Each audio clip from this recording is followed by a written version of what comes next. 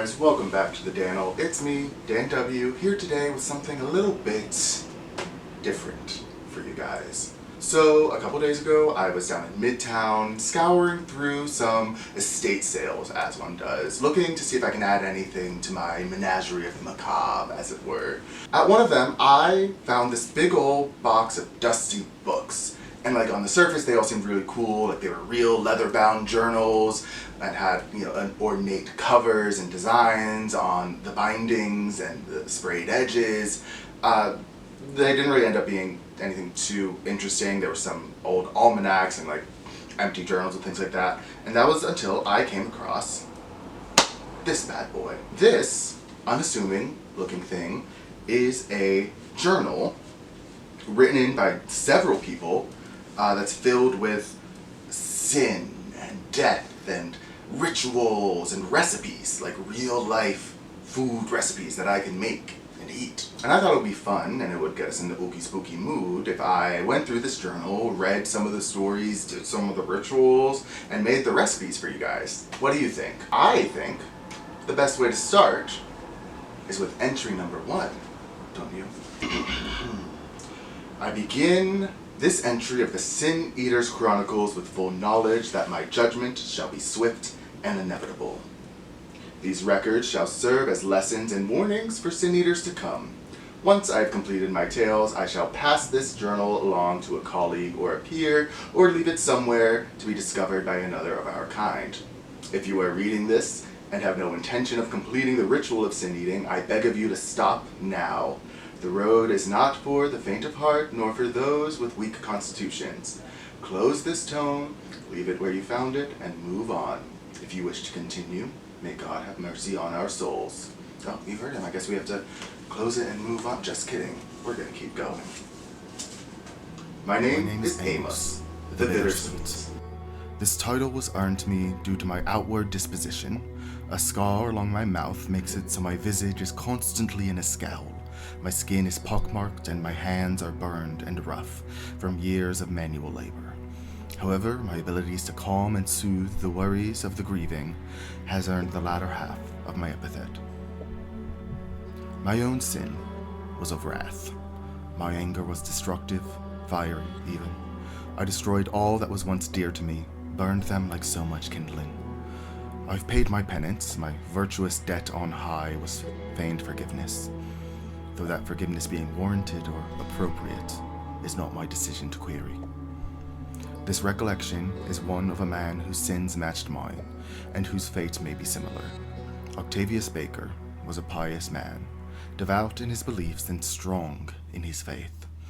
His wrath was brought down upon any impiety he witnessed, whether it came from stranger, parishioner, or his own children, empowered by the drink, of course.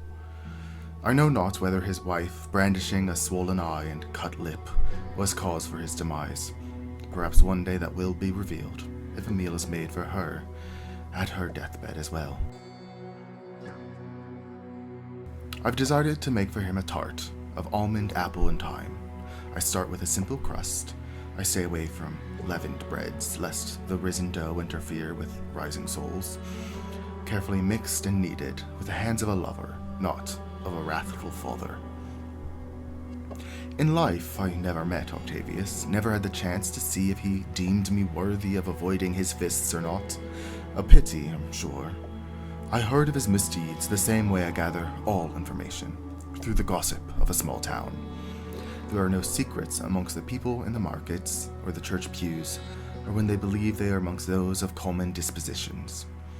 I prepared my ritual as intended, though my head hesitated for a moment as I began selecting ingredients. Does this man deserve absolution? Does he deserve to see the gates of heaven, be forgiven of his transgressions? Or do I condemn, thrust his soul into the very pits of hell, irradiate him with brimstone and sulfur? I hesitate, again for but a moment, before finding the solemnity that if I condemn his mortal soul, would I not be succeeding to the very sin wishing to be absolved? 'Twould not be judgment, fair and balance, it would be wrath and vengeance, dirty and unsanctimonious. I mix the grounds of almonds and ask for divine pardon for this mortal's transgressions with fat, eggs, and sugar, sweetness to balance out the bitter. Before the meal was prepared, I prepared the body, dressed it with items from the living surroundings. I found a smooth river rock, placed upon the mantle, and rested it at his feet as a symbol of travel. In his right hand, I placed a silver chain, a symbol of generosity, and in his left, I emptied a bottle of rum and curled his finger around the voided vessel, a symbol of his indulgence. Lastly, upon his lips, I placed a knife, sharp edge facing outward, a utensil for consumption. To finish the ritual, I placed above the corpse a candle, made of the lard from a two-headed calf. This final item came from my own possessions, given to me by a soothsayer amongst my travels, traded for with a simple skein of water. For the tart, finally, I core and slice apples from the nearby orchard, to symbolize the original sin, but also to help grant knowledge and guidance for the soul, and mix with lemon and fresh thyme for strength of conviction. Whether that was for Octavius or myself, I dare not interpret. These ingredients combined, not ritualistically, but caringly and with grace. After baking, I slice and eat. My tongue recoils at the stringent and burnt taste, an unbalanced humors, an unbalanced dish. As the taste settles heavy onto my palate, I am overcome with grief. My own sins have not and cannot be absolved. I cannot be forgiven by those I transgressed. I cannot be forgiven by myself. The man laid before me is not Octavius Becker, but my own shade.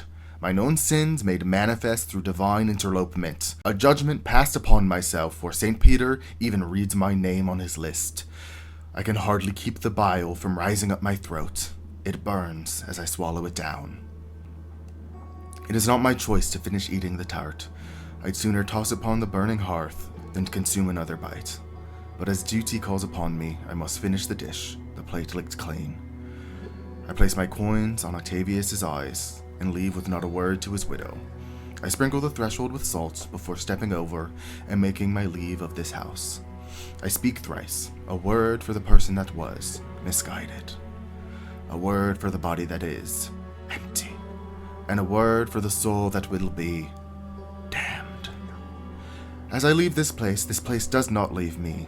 The body is disposed, buried in the town graveyard with a lightly populated funeral, but the soul of Octavius clings to my gut.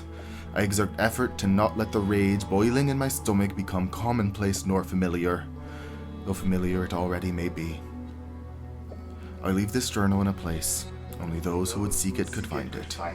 Bear warning to my words and find solace that your fate is not mine.